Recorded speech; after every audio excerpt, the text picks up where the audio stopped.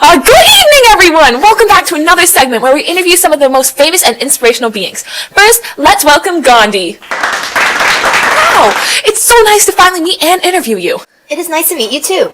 So, what has been the situation in your country for the past 100 years?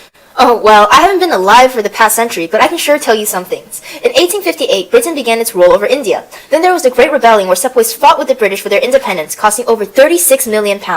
The British left us poorer and more prone to devastating famines, forced us to pay high taxes, and formed huge debts.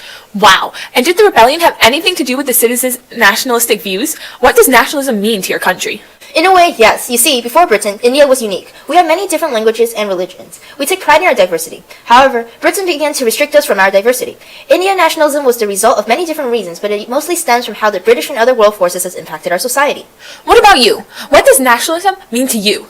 As for me, I wanted Indian nationalism to be about rejecting the Western form of modern civilization and a return to basics of India's ancient genius. But weren't most of the people who are fighting for freedom not appreciative of the way India used to be and simply wanted to change its political rulers? I'm aware of that, but that shouldn't affect what it means to me. I understand.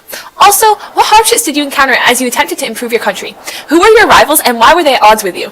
Well, I became a very lonely figure, since my ideals from nonviolence to Hindu-Muslim unity were not accepted by most fellow Indians. Not only that, many people severely criticized me for my actions. Rohanji Palme Dutt, for example, thought my actions were just a method of protecting the interests of the bourgeoisie in India when times got tough, and Mr. Savarkar thought that my methods contradicted the religious outlook of Hinduism and would have been detrimental to Hindu political interests as well. That's terrible! It certainly was, but I pushed through it. I truly respect you for your dedication. Thank you.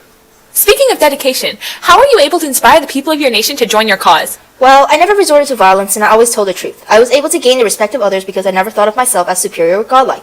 Also, I never lost hope. Persistence is key. Are there any famous events and successes you are known for?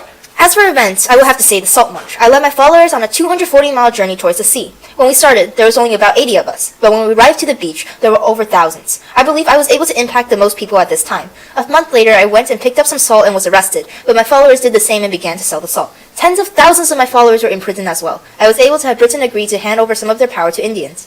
Now, this is going to be the last question I have for you. Yes? In your opinion, what was the key to your success? As I said at the time, a passion coupled with absolute detachment is the key to all success. Interesting. Would you like to expand on that? Yes, of course. When I say detachment, I don't mean a cold indifference to the world, but a detachment from ourselves. When we think, how does this benefit me? We are not detached. But when we think, how does this benefit others? We do have some measure of detachment from ourselves, and our ability to use nonviolence more effectively comes into its own.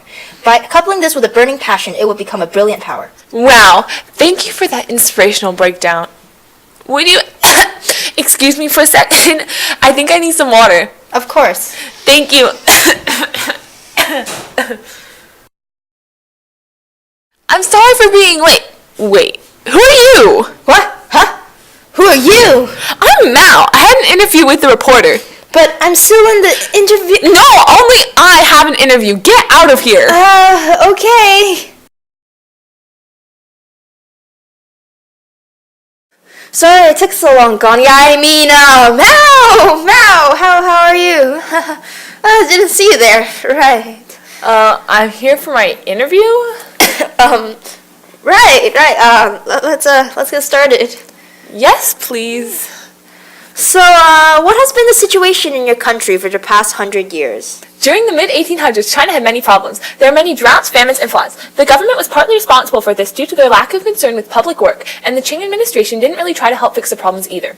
Economic tensions and military defeats by Europeans combined to cause widespread unrest, especially in the south. In 1851, there was an uprising in the Jizhou province, which eliminated slavery, concubinage, arranged marriage, opium smoking, foot binding, judicial torture, and the worship of idols. The leader of the uprising, Hong, proclaimed himself to be a king as well. I see. What about nationalism? What does it mean to you and your country, and how did it become a major lead in your nation? It was quite easy, actually. I made the peasants get a taste of equality, and it drove them to fight for what they believed in was best for their country.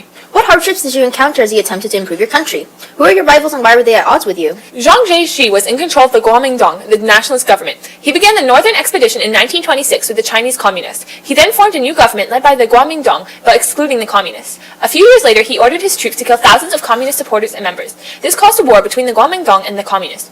Zhang Jieshi is the main reason why we weren't in power earlier. How were you able to inspire the people of your nation to join your cause? Well, many Chinese already resented Zhang's government because of its reliance of support from Western imperialism and corruption in government as well. As a nationalist lost popularity, more people came to my side and embraced communism. I also won the support of the peasants because I divided the land equally amongst them and stopped controlling landlords. Okay. What were some famous events and successes for which you are known? I am well known for causing the Great Proletarian Cultural Revolution, which had the goal of taking care of Chinese bourgeoisie. I wanted young people to be a part of the movement like I had.